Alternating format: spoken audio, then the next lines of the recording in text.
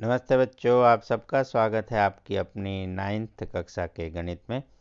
हम पुनरावृत्ति में पढ़ रहे हैं आज आपका रेखाएं तथा कोण। हालांकि वर्कशीट में शायद आपको त्रिभुज लिख दिया है, लेकिन जो काम है वो आपका रेखाएं तथा कोण का ही है, त्रिभुज का नहीं है। अभी ये वर्कशीट 21, 22, 23, 24 की पुनरावृत्ति है। तो आइए, प्रश्न संख्या 1 से 7 में सही उत्तर आपको करना है। चित्र में x और y का मान आपको बताना है। तो यहाँ आप देख पा रहे हैं, ये प्रतिच्छेदी रेखाएं हैं। शीर्षाभिमुख कोण समान होते हैं। यदि आपका जैसे दिखाई दे रहा है ये 80 का एंगल है, तो इसके अपोजिट में ये भी कितना होगा, सम्मुख कोण। जो शीर्षाभिमुख कोण है वो 80 होगा। और एक ही रेखा पर बने दो कोणों का योगफल 180 होता है। ये 80 है तो 180 में से घटाएंगे तो x कितना हो जाएगा, 100। तो पहले 100 लिखना है, मतलब x लिखना है। तो पहले 100 और फिर 80। तो ये वाला आपका B option is the right option. ऐसा आप करेंगे। A B parallel to C D, parallel है, समांतर रेखाएं हैं, तो आपको जानते हैं ये कोण इसके समान होगा और ये कोण इसके समान, क्योंकि ये एकांतर कोण है। यहाँ भी 40 और ये 60। और एक ही रेखा पर बने तीनों कोणों का योग 180 होता है। अगर बीच का एंगल आपको फाइंड आउट करना है वो ज़रूरत नहीं है।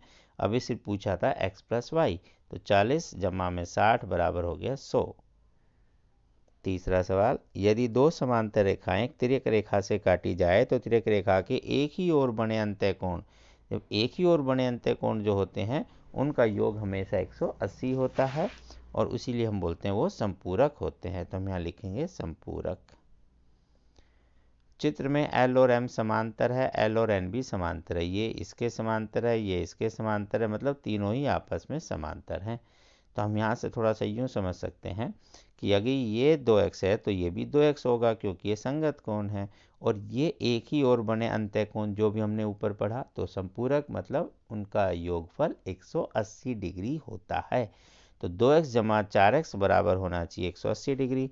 ये हो गया 6x बराबर 180। तो x की वैल्यू कितनी हो गई, 180 को 6 से भाग किया, 30 डिग्री। तो जो 30 वाला आंसर है उसे हम टिक कर देंगे। अगला प्रश्न, ए बी समांतर है सी डी के। ई जी और F G B E F और डी ई एफ के समद्विभाजक हैं। इनके समद्विभाजक तो हमें बताना एफ जी ई, क्योंकि एक ही ओर के अंतः कोणों का योगफल 180 होता है, तो उसका आधा करेंगे तो उनका योगफल भी आधा हो जाएगा। तो इन दोनों का जोड़ हुआ 90। तो यहाँ जो कोण बचेगा वो भी हमेशा क्या होगा, 90 डिग्री, क्योंकि तीनों कोणों का योगफल क्या होता है, 180। तो हम सीधा कहेंगे जब भी कोण के समद्विभाजक मिलते हैं तो ये हमेशा 90 के कोण पर ही मिलते हैं। तो ये 90 का कोण बनाएंगे। तो बहुत ही आसान सा आपका ये पुनरावृत्ति का कार्य है, बस आपको याद होना चाहिए। L समांतर है M के, तो Y का मान बताना। ध्यान से देखें, ये समांतर है, ये 60 है, तो यहाँ कितना होगा, 120, या कहीं यहाँ 60, जो भी आप कहें। यहाँ 60 कहेंगे तब आप अंदर वाले को वैसे 120 कह सकते हैं। अभी यहाँ 120 कहेंगे तो शीर्षाभिमुख कोण 120 होगा। तो ये 120 आ गया। एक त्रिभुज के तीनों कोणों का योगफल जो होता है 180 होता है। ये 120 है, तो बचा क्या, इन दोनों का जोड़, वो तो 60 होगा। या आप यहाँ से भी ज्ञात कर सकते हैं कि ये 60 है तो ये भी 60 हुआ। और ये है त्रिभुज का बाह्य कोण, ये त्रिभुज है और इसका ये बाहर का कोण, बाह्य कोण। तो इन दोनों को योगफल के बराबर है। तो y जमा 25 बराबर 60। ऐसे किसी भी तरह से आप इसे कर सकते हैं। आप यहाँ 120 करेंगे तो तीनों का जोड़ करके लिखेंगे, तब भी हम लिखेंगे y जमा 25 बराबर 60 होगा, क्योंकि 180 में से 120 घटा देंगे। और अगर आप अधिक से कहेंगे बाह्य कोण से, तो भी y जमा 25 बराबर 60 लिखेंगे। तो y की वैल्यू हो जाएगी 60 घटा 25। तो ये आप यहाँ देख सकते हैं, यहाँ जो भी आपको उत्तर मिलेगा, तो 60 घटा 25 में 35 डिग्री का आप मान लिख देंगे। 7वां सवाल, x का मान बताना है। जैसा कि आप यहाँ देख पा रहे हैं, ये 100 है। एक रेखा पर बने दो कोणों का योगफल से आप कर सकते हैं, तो यहाँ कितना होगा, 80। और क्योंकि ये बाह्य कोण बनता है तो इन दोनों कोणों के जोड़ के बराबर होगा। आप ऐसे भी बता सकते हैं और तीनों कोण ज्ञात करके भी बता सकते हैं, जैसे आपको मन करे। तो जो आपको अच्छा लगे, जहाँ से जल्दी समझ में आए, वो आप कर सकते हैं। तो यहाँ 100, तो ये बनेगा 80, और 80 और 60 दोनों मिला के कितना हुआ, 140। वैसे आप लिखते 80, 80 और 60 140 हो गया, तो आप ये लिखते कितना होगा 40 का, और इन दोनों का जोड़ 180 का होना चाहिए। तो 180 में से 40 घटाते तब भी आप 140 ही लिखते। इस प्रकार आप इसका जोड़ लिख सकते हैं 140। अब है सिद्ध कीजिए कि शीर्षाभिमुख कोण समान होते हैं। आइए इसे अलग पेज पर कर लेते हैं। ये दो आपकी प्रतिच्छेदी रेखाएं हैं, तो शीर्षाभिमुख कोण हुआ ये और ये दोनों समान है। अभी हमने इनका प्रयोग भी किया, अब हमें सिद्ध करना है। तो इनको नामों को दे दे एक्स वाई जेड, कोई भी नाम आप मान सकते हैं। मान लीजिए एक्स है, ये कोई कोण वाई है और ये कोई कोण जेड है, अलग अलग मान लेते हैं हम। क्योंकि एक ही रेखा पर बने दो कोणों का योगफल सदैव 180 होता है, तो वो आप यहाँ देखेंगे तो y जमा जेड 180 होना चाहिए, और यहाँ देखते हैं तो x जमा वाई 180 होना चाहिए। ऐसे कोई भी नाम यहाँ दें और फिर लिखना आरंभ करें कि प्रतिच्छेदी रेखाएं हैं, इसलिए x जमा वाई 180, y जमा जेड ये भी 180, एक ही रेखा पर बने कोणों का योगफल जिसे हम बोलते हैं रैखिक युग्म। समीकरण का नाम दे दीजिए 1 और 2, डिग्री जरूर लगाएं। अब क्योंकि 180 ये है, ये भी 180 है, जब इनका दायां पक्ष बराबर है तो इन समीकरण का बायां पक्ष भी बराबर होगा। या कहें कि x प्लस वाई को जब 180 लिखेंगे तो उसके स्थान पर y जमा जेड लिख सकते हैं। इस प्रकार समीकरण 1 और 2 से हम कहेंगे कि x प्लस वाई बराबर वाई जमा जेड। अब y को इधर ले जाएं तो घट के y घटा y 0 होगा, या कहीं दोनों एक जैसे हैं, आप ऐसे भी कैंसिल कर सकते थे, बाकी ये जाके 0 होता है। तो x बराबर क्या हुआ z, ये समान है, समान राशि यहाँ से देखेंगे तो x और z ही आपस में बराबर होगी। और गौर करें तो x और z क्या थे, शीर्षाभिमुख कोण। यही हमें सिद्ध करना था कि इसके शीर्षाभिमुख कोण समान होते हैं। बस ये लाइन आप यहाँ लिख देंगे।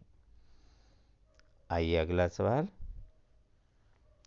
त्रिभुज के कोण दिए हुए हैं, x का मान बताना है।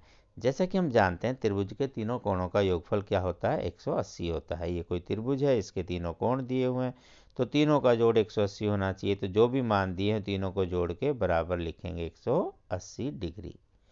x जमा एक्स 2x, और ये x बटे 2 मतलब आधा, तो 2 जमा आधा जिसे हम बोलते हैं ढाई, ढाई का मतलब 5 बटे 2, या आप लघुत्तम लेके भी जमा कर सकते हैं। तो 5 बटे 2x, 40, 20 60 और 10 70, ये घटा के 70 है, जो उधर जाके जमा के 70 हो जाएंगे। डिग्री जरूर लगाए रखें, 180 जमा 70 250, 2 बटे 5 जाएगा उधर जाके, क्योंकि 5 है नीचे आ जाएगा, 2 ऊपर, तो हम लिखेंगे 250 गुना 2 बटे 5। 5 से काटेंगे तो 50 गुना 2 100 डिग्री हो गया।